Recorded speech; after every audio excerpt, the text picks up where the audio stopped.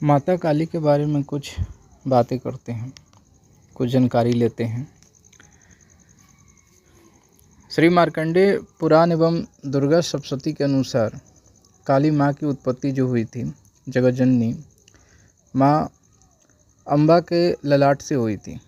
कथा के अनुसार शुंभ निशुंभ दैत्यों के आतंक का प्रकोप इस कदर बढ़ चुका था कि उन्होंने अपने बल, छल एवं महाबली असुरों द्वारा देवराज इंद्र सहित अन्य समस्त देवता गणों को निष्कासित कर स्वयं उनके स्थान पर आकर उन्हें प्राण रक्षा हेतु भटकने के लिए छोड़ दिया। दैत्यों द्वारा आतंकित देवों को ध्यान आया कि मैकासुर के इंद्रपुरी पर अधिकार कर लिया है। तब दुर्गा ने ही उनकी मदद की थी। तब वे सभी दुर्गा का आवाहन करने लगे मिलकर। उनके इस प्रकार आवाहन से देवी प्रकट हुई एवं शुंभ निशुंभ के अति शक्तिशाली असुर चंड तथा मुंड दोनों का एकदम घमासान युद्ध हुआ और दोनों युद्ध में देवी के द्वारा मारे गए। मारे जाने पर सारी सेना को संहार हो जाने पर दैत्यराज शुंभ ने अत्यधिक क्रोधित होकर अपनी संपूर्ण सेना को युद्ध में जाने की आज्ञा दी थी तथा कहा कि आज 86 युवायुद्ध नामक दैत्य सेनापति एवं कंबू दैत्य के 84 सेनानायक अपनी बहिनी से घिरे युद्ध के लिए प्रस्थान करें।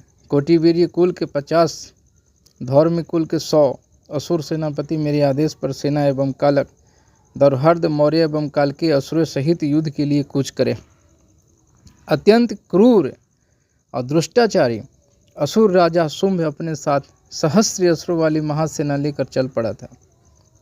उसकी भयानक दैत्य सेना को युद्ध स्थल में आता देखकर देवी ने अपने धनुष से ऐसी टंकार दी कि उसकी आवाज़ से आकाश व समस्त पृथ्वी गूंज उठी। पहाड़ों में दरारें पड़ गई। देवी के सिंह ने भी दहाड़ना प्रारंभ किया। फिर जगदम्बिका ने घंटे के स्वर से उस आवाज़ को दुगना बढ़ा दिया था।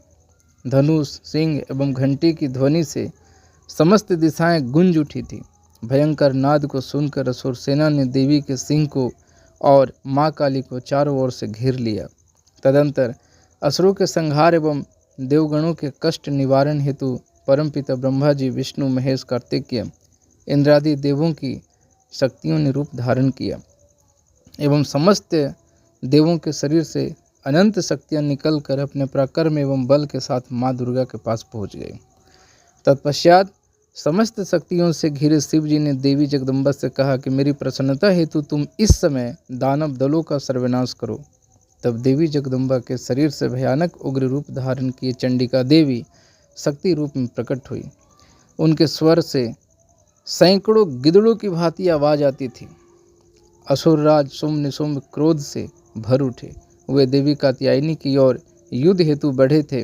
अत्यंत क्रोध में चूर उन्होंने देवी पर बाण, शक्ति, शूल, फरसा, ऋषि आदि शस्त्रों अर्शों द्वारा प्रहार प्रारंभ किया। देवी ने अपने धनुष से टंकार के एवं अपने बाणों द्वारा उनके समस्त अस्त्रों शस्त्रों को काट डाला था जो उनकी ओर बढ़ रहे थे।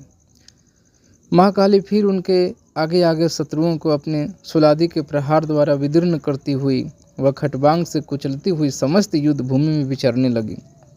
सभी राक्षसों चंड मुंडादि को मारने के बाद उसने रक्तबीज को भी मार दिया। शक्ति का यह अवतार एक रक्तबीज नामक राक्षस को मारने के लिए हुआ था। फिर शुंभ निशुंभ का वध करने के बाद भी जब काली माँ का गुस्सा शांत नहीं हुआ, तब उनके गुस्से को शांत करने के लिए भगवान शिव उनके रास्ते में लेट गए और काली माँ को पैर जो सीने पर पड़ा, शिव पर पैर रखते ही माता का क्रोध शांत हो गया था। रक्तबीज का जो वध है वो ब्रह्मा जी के शरीर से ब्राह्मी, विष्णु और वैष्णवी, महेश से महेश्वरी और अंबिका से चंडिका प्रकट हुई थी। पल भर में सारा आकाश असंख्य देवियों से आच्छादित हो उठा।